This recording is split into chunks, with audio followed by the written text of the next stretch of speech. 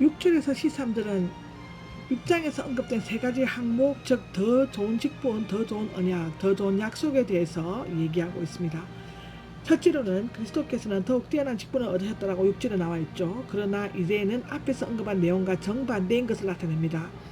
더욱 뛰어나는 상대적인 외적인 아름다움이 아니라 그리스도의 제사장직이 인간 제사장직과 비교할 수 없을 만큼 절대적으로 영예롭고 가치있고 뛰어난 것임을 의미합니다.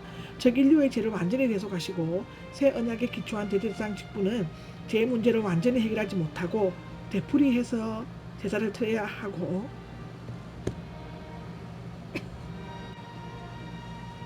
언약에 기초한 레위계통의 대제사장 직분보다 더욱 뛰어나시다는 것입니다.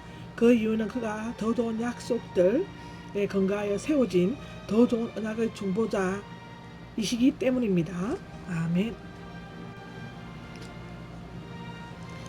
만일 저 첫 번째 언약이 없었을 것입니다 라고 7절에 나와 있는데 앞에서는 옛 언약을 대체하는 새 언약의 등장을 보여주고 있고 2절에서는 새 언약의 필요성에 대해 언급하고 있습니다.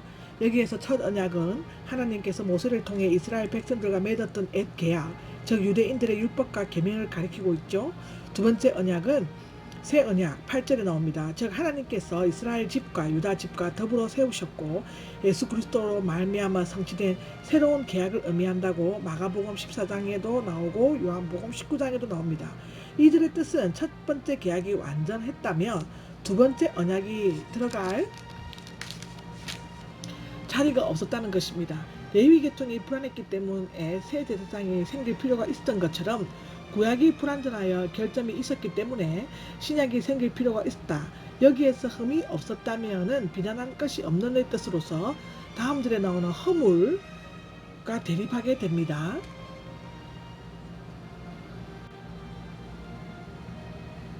하나님께서는 돌보지 않았다. 8절 9절에 나오는데 옛 언약의 결점을 인용하여 지적하고 있습니다. 레위기 31장 31절에서 34절을 인용하고 있는데요. 하나님께서는 이스라엘 백성을 그들의 조상들의 손을 붙잡고 애굽 땅에서 이끌어 나와 시내산에서 모세를 중보로 하여 그들과 더불어 언약을 맺었습니다. 출애굽기 24장에 나오죠. 그러나 그들이 불순종하여 언약 안에 계속 머물고 있지 않았기 때문에 그 언약의 목적은 이루어지지 못했으며 그 결과 하나님께서도 그들을 돌보지 않으셨다고 구절에 나와 있습니다. 에레미야는 주님께서 하신 말씀을 인용하고 있죠. 보라, 그날이 오고 있다. 그 날들 후에 와 함께 에레미야가 즐겨 쓰는 표현입니다.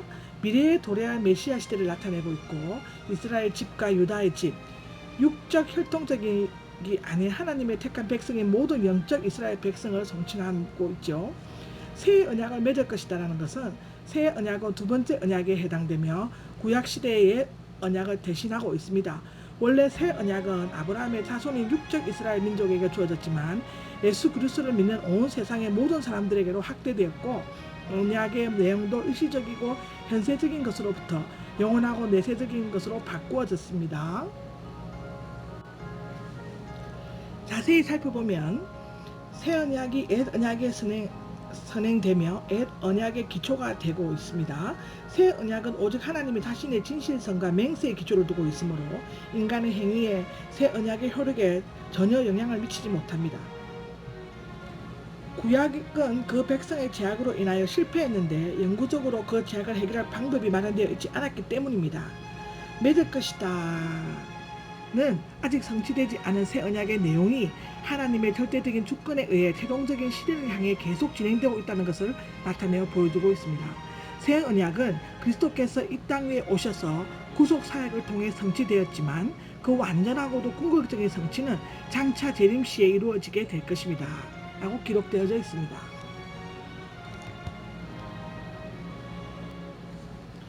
그날들 후에 내가 이스라엘 집과 맺은 언약은 이렇다.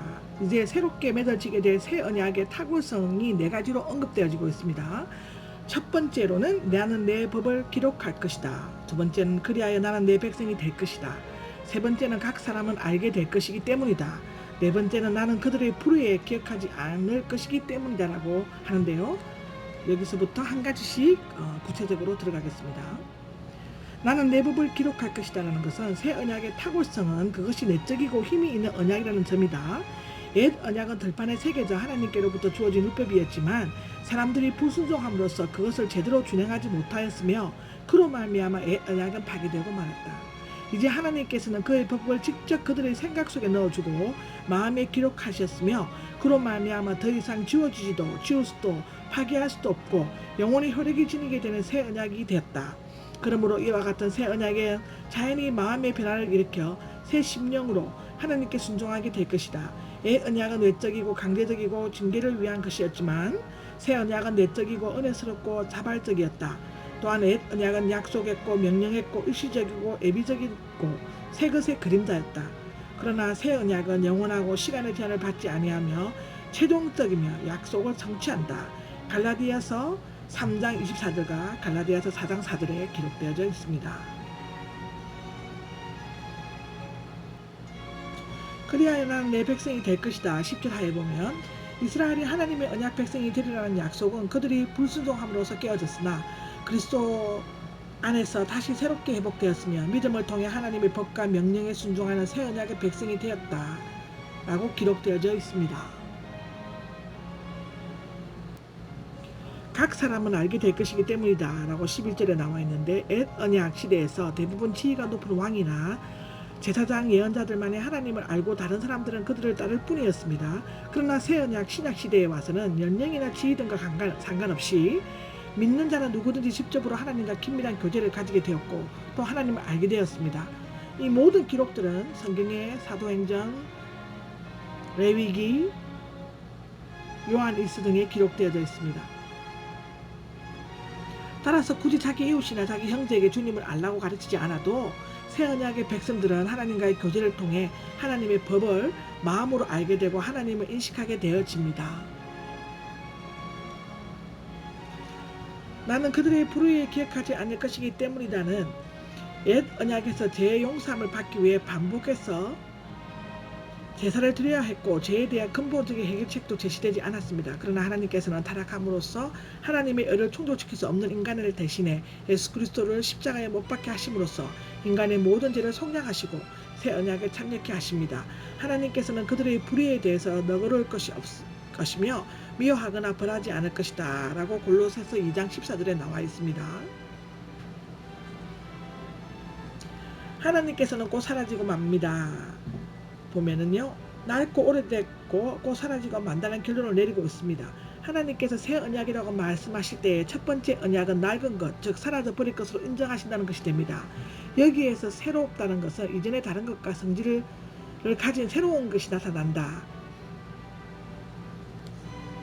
낡고는 이전부터 있어 왔는데 낡아서 못 쓰게 되는 것을 나타내고 앞으로 새의 반대로 오래된은 낡은 것, 늙은 것, 오래된 것을 나타내고 있습니다. 사라지고 맙시다는 이상의 네 가지 단어는 새 언약에 사람의 몸이 늙고 쇠약해지는 것처럼 효력이 잃고 패하게 되지만 새 언약은 영원한 중보자 되시는 그리스도를 말미암아 영원토록 효력을 지니게 된다는 것을 나타냅니다. 이제 옛 언약은 아무 쓸모없고 더 이상의 가치도 없다. 왜냐하면 옛 언약의 약속은 새 언약 안에서 성취되었고 새 언약으로 대치되었기 때문입니다. 새 언약 안에서는 그리스도의 모든 것이 되십니다. 이것 또한 마태복음 5장 17절에 기록되어져 있습니다. 아멘.